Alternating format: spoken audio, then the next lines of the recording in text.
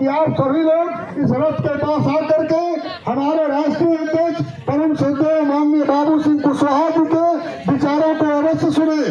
सभी भाइयों से अपील है कि आप सभी लोग अतिशीघ्र रथ के पास आ जाएं, क्योंकि बहुत दूर हमें जाना है। रथ दरवाजे के पास से सुनने की कोशिश न करें, रथ के पास आ जाए तो राष्ट्रीय अध्यक्ष। अब हमारे बीच में संतोष लोधी जी हैं। मैं चाहता हूं कि संतोष लोधी जी आप सभी लोगों को दो शब्द। आप सभी के चरणों में डॉक्टर संतोष सिंह लोधी का नमन और वंदन। देखिए, हम आपके बीच में आए हैं संपूर्ण भागीदारी यात्रा लेकर। भागीदारी का मतलब जानते हैं ना आप? हक और हिस्सेदारी। हक और हिस्सेदारी हमें मिली क्या? तो संपूर्ण की तो बात ही छोड़ दो।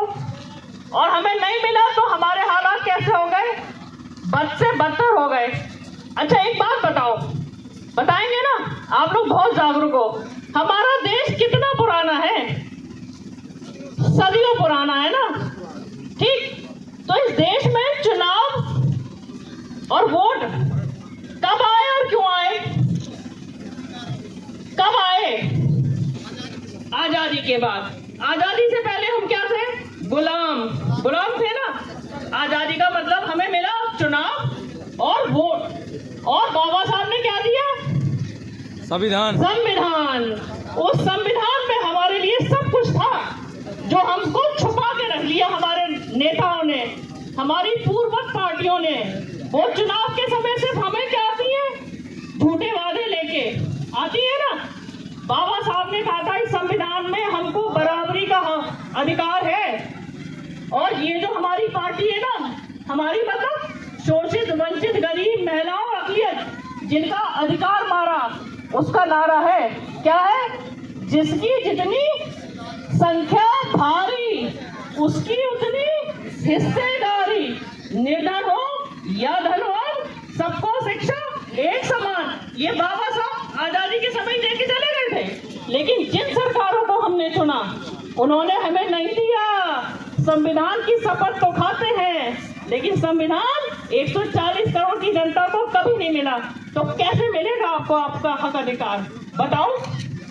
हमारे जो राष्ट्रीय अध्यक्ष है ना, आपके बीच में जो खड़े हैं, आदरणीय माननीय बाबू सिंह कुशवाहा जी, इन्होंने हमारे समाज के हक अधिकार को दिलाने के लिए सत्ताधारी पार्टियों के संग ना जाकर अपनी जिंदगी संभाल लेते ना, बहुत बड़े नेता हो जाते और बड़ी सारी सब कुछ मिल जाता है इनको, जो हम सपने में सोचते हैं। लेकिन फिर भी हमारे लिए इन्होंने पार्टी बनाई, क्योंकि इसके अलावा हमारे पास कोई विकल्प नहीं है। सबको तो हम आशीर्वाद दे दिए ना, दे दिए। तो ये पार्टी किसकी है फिर? बताओ। आपकी है ना? आपकी है ना? नाम बताओ पार्टी का। तो अब आपका ये दायित्व और कर्तव्य है कि अगले कोई भी चुनाव आएंगे तो आपके अपने भाई को, अपनी बहन को पहुंचाओगे ना? कहाँ पे पहुंचाओगे? सबसे बड़ा मंदिर है संसद भवन, सबसे बड़ा मंदिर, और सबसे पवित्र ग्रंथ है संविधान। समझ गए ना बात मुद्दे की? समझ गए ना? तो अगर अपने बच्चों का भविष्य, ये खड़ा है हमारा भविष्य, देखो कैसा खड़ा है, नंगे पैर, फटे कपड़े। 90% आजाद हिंदुस्तान में हमारी आबादी इसी हाल में रह रही है। सिर्फ सारा पैसा 10% लोगों के पास है, जो दिन पर दिन हर चुनाव के बाद अमीर हो रहे हैं। हमारे बच्चे देखो कितने गरीब हो रहे हैं। अगर हमें अपने बच्चों का माता भविष्य सुधारना है कि नहीं सुधारना? बताओ। सुधारना है ना? तो अब क्या चूक मत करना, आपकी अपनी पार्टी के प्रत्याशी को जिता के सदन में पहुंचाना, ताकि आपके बच्चों को शिक्षा दे, रोजगार दे, इनको अच्छा खाना दे, और बेरोजगारी से, महंगाई से आपको निजात दिलाए। आप मेरी बात समझ गए ना?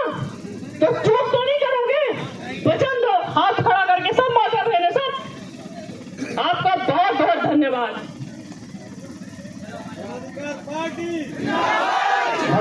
डॉक्टर संतोष लोधी जी, अब हमारे बीच में जन अधिकार पार्टी जिंदाबाद, जिंदाबाद। जन अधिकार पार्टी जिंदाबाद, अब हमारे बीच में वंदना मेहता जी है। जन अधिकार साथियों,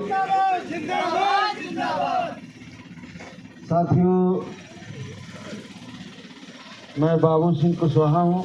जानते हैं मुझे आप लोग हैं?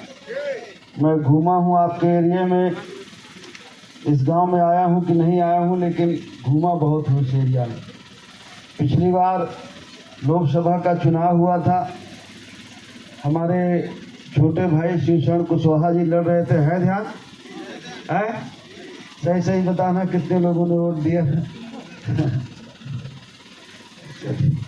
इस गांव के कितने लोगों ने वोट दिया था? चलिए, उपस्थित सभी भाइयों और बहनों, साथियों, हम लोग जन अधिकार पार्टी के तत्वाधान में संपूर्ण भागीदारी यात्रा लेकर के आज आप लोगों के बीच में पहुंचे हैं।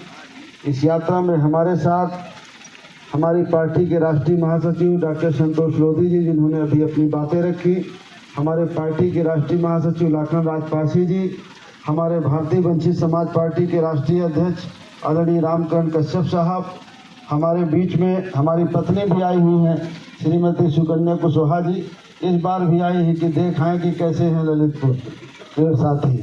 और हमारे साथ इस यात्रा में हमारे पार्टी के राष्ट्रीय संगठन मंत्री भाई पटेल विजय नारायण वर्मा जी, हमारे पार्टी के राष्ट्रीय महासचिव अजीत प्रताप जी, हमारे प्रदेश महासचिव आदरणीय रामकृष्ण प्रजापति जी, हमारे यूथ विंग के प्रदेश अध्यक्ष भाई पंकज मन विश्वकर्मा जी, हमारे प्रदेश सचिव रमेश यादव जी, हमारे प्रदेश महासचिव किरण कुशवाहा जी, एटा से चल के आए हमारे दयानंद साख जी, गोरखपुर से हैं हमारे चंद बिंदु जी, बहुत सारे साथी, और आप ललितपुर के हमारे जिला अध्यक्ष और सब लोग साथी हैं।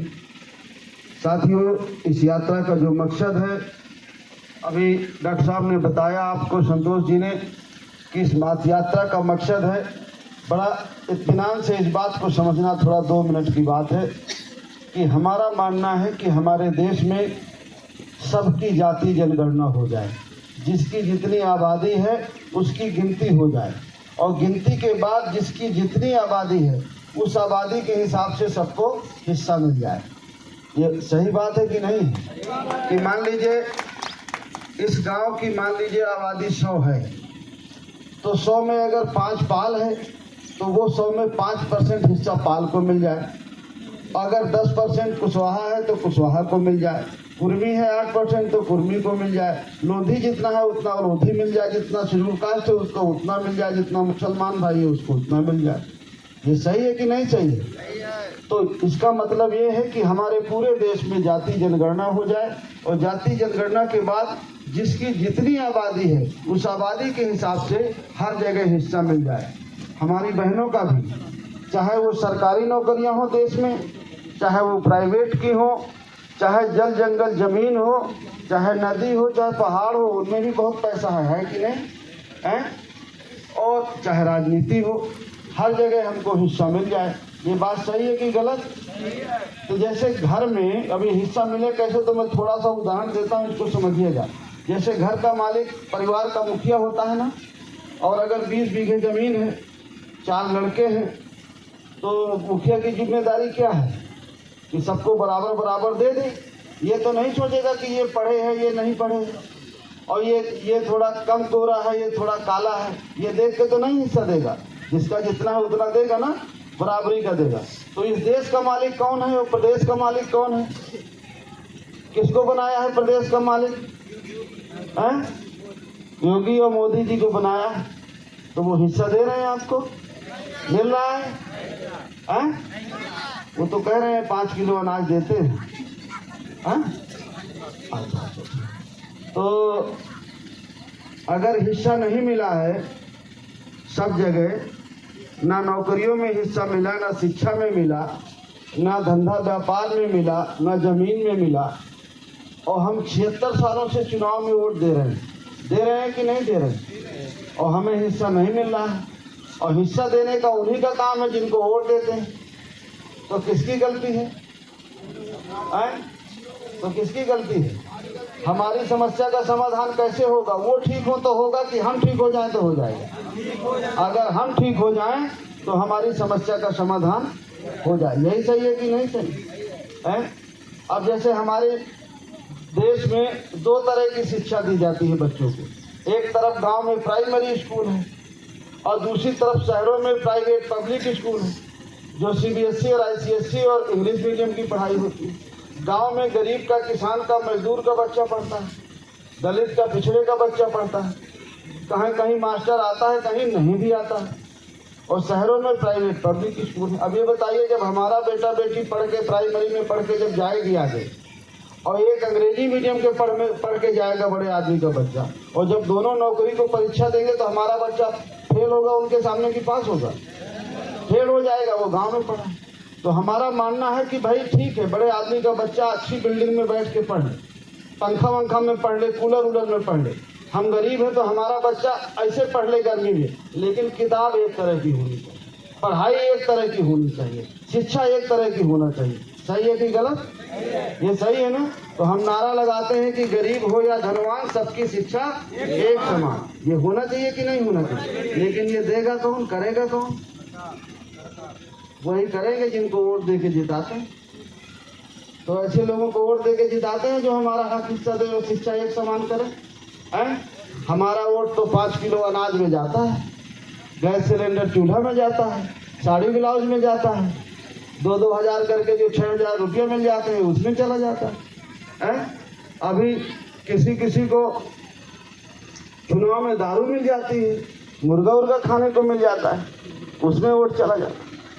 लेकिन ये बात ध्यान रखना, जो माँ बाप अपना वोट बेचते हैं वो अपना वोट नहीं बेचते, अपना और अपने बेटी बेटे का भविष्य बेचते हैं। और जब तक आप वोट का सौदा करेंगे तब तक आपके और आपके बच्चों की समस्याओं का कभी समाधान नहीं। मैं देखता हूँ हमारे ये छोटे छोटे बेटे और बेटियाँ स्कूल भी जाती हैं। शायद अगर आप अपने वोट का सही प्रयोग करें तो ये बेटियाँ डॉक्टर बने, इंजीनियर बने, कलेक्टर बने, कप्तान बने, SDM बने। लेकिन ये बनाने का काम तो उन्हीं का होता है जिनको वोट से जिताते हैं। वोट तो 5 किलो के बदले जाता है, भगवान के नाम पर जाता है, गाय माता के नाम पर जाता है। बच्चों की शिक्षा के नाम पर तो आप वोट नहीं देते, बच्चों के रोजगार के नाम पर तो वोट नहीं देते। और जब तक ये सोच के वोट नहीं देंगे कि आपके बच्चों की देखभाल कौन करेगा, उनको रोजगार कौन देगा, किसान को खाद बीज सस्ती कौन देगा, हमारी फसल की कीमत कौन सही देगा और हमारे कर्जे कौन माफ करेगा, जब तक ये समझ के वोट नहीं करेंगे तब तक हमारी समस्याओं का कभी समाधान नहीं है। इन 76 सालों से हम वोट दे रहे हैं और ये उनकी जिम्मेदारी थी कि हमें हक हिस्सा देता, लेकिन आज तक उन्होंने नहीं दिया। भगवान के नाम पर हमसे वोट लेते हैं। भाई आप शांत हो जाओ। भगवान के नाम पर हमसे वोट लेते हैं और वोट लेकर के वो राजा बन जाते हैं, सरकार बना लेते हैं और हमको 5 किलो अनाज देते हैं। और जब हम वोट दे करके उनको राजा बना देते हैं तो उनका बेटा और बेटी डॉक्टर, इंजीनियर और कलेक्टर और कप्तान बनता है और हमको 5 किलो अनाज मिलता है। क्या 5 किलो अनाज में हमारा जीवन कट जाएगा? हमको मिल जाएगा, फिर हमारे बेटे और बहू को मिल जाएगा, हमारी बेटी और दामाद को मिल जाएगा, वही कॉलोनी मिल जाएगी सरकारी, वही 5 किलो अनाज मिल जाएगा, वही गैस सिलेंडर चूल्हा मिल जाएगा। इतने में हमारा जीवन कट जाएगा? हम नहीं चाहते हैं कि हमारी बेटी बेटा भी पढ़े, वो भी किसी ऑफिस में जाके अधिकारी बने, हमारा नाम रोशन करे, देश का नाम रोशन करे, गांव का नाम रोशन करे, समाज का नाम रोशन करे। चाहते हैं कि नहीं चाहते? तो अगर चाहते हैं तो जिस वोट से उनको जिता करके भेजते हैं दिल्ली और लखनऊ, उस वोट को लेकर के आपको अपने आदमी को, जो जन अधिकार पार्टी का प्रत्याशी लड़े, उसको जिता करके भेजना होगा। तब आपकी समस्या का समाधान होगा और कोई दूसरी आपकी समस्या का समाधान नहीं। आप लोग 76 सालों से देखे हैं